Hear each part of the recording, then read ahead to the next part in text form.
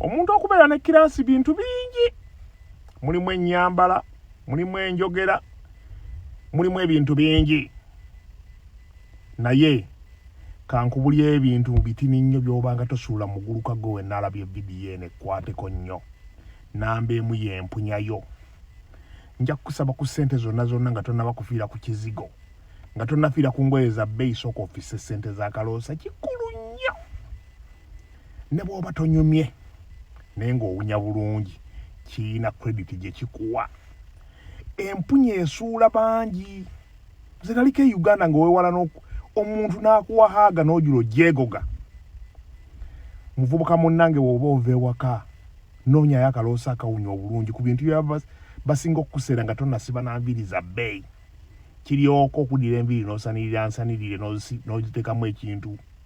N'oziteekamu ekimuli naye ng'owunya bulungi. Bannaye abaana ab'obuwala. Omusajja oba kaleko naye mwegendereza empunya yammwe ebafiiriza bingi.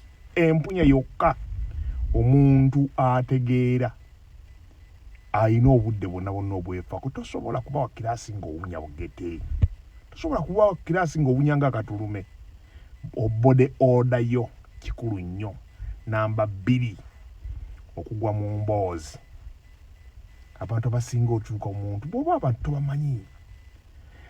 Togattako bigambo byo sirika owulirize linda bakubuuze. Abantu buzenzi bw'embeera ewantu bw'ebiseera ebisinga ewamu mbeera musirise. Bw'embeera siri mu bange nti ono mukoddomi wange ono anko wange ono senga wange ono maama wange. Nze bw'embeera ewantu awapya sinyumya bw'ogenda ewantu awapya kuuma omutindo. Toyogera sirika. Bye banyumya tobimanyi si mikwano gyo wakabalaba. Biki by'ogenda okugattako amangu.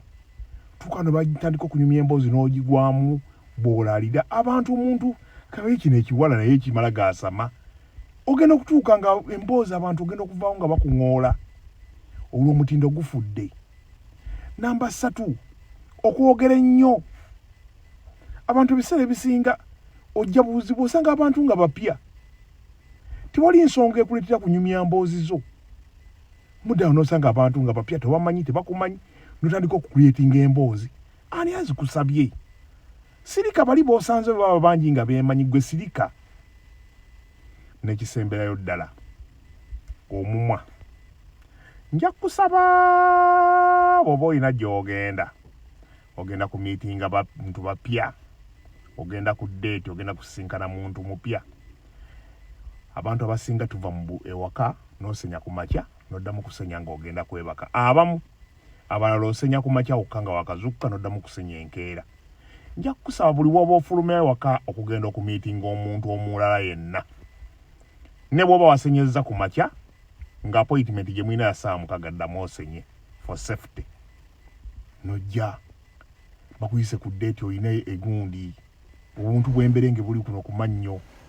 Walidde emmere yakulaalidde. Omuntu n'oseka n'atunula. Funa akalabirwamu otunulire amannyo go. Senyanga tonnaba kugenda ku miitinga muntu yenna. Mufunayo ku chewing gum yisaako mu kamwa. Ogayegaayeko okireke. Funayo omucungwa.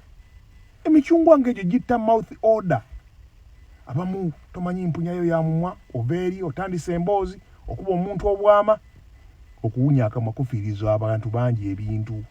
Teriyo muntu akwegomba kuddamu kunyumya naawe ng'amanyi owunya akamwa. Abamusinga 90%. Kino njagala kikulekera nga kyakulabirako.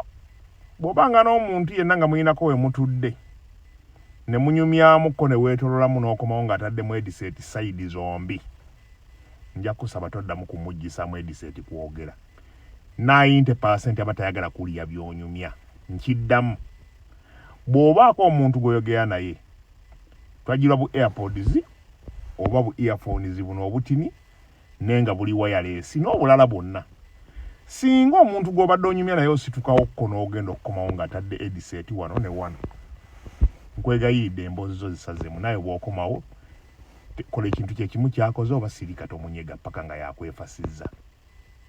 90% omuntu okuteekamu akantu mu batu wano ne wano kitegeeza tayagala kuwulira by'oyogera. Tomukaka. Omuntu talina kujja kantu mu matu kuwuliriza. Bw'aba ayagala attention ajja kajjamu oba abuteeke mu nsawo. Beera bulungi. Kiraasi etandikira ku mpunya, etandikira ku njogerayo. nawa wooletedde emboozi. Kiraasi etandikira ku buteefasa, kiraasi etandikira ku bode order. Beera bulungi.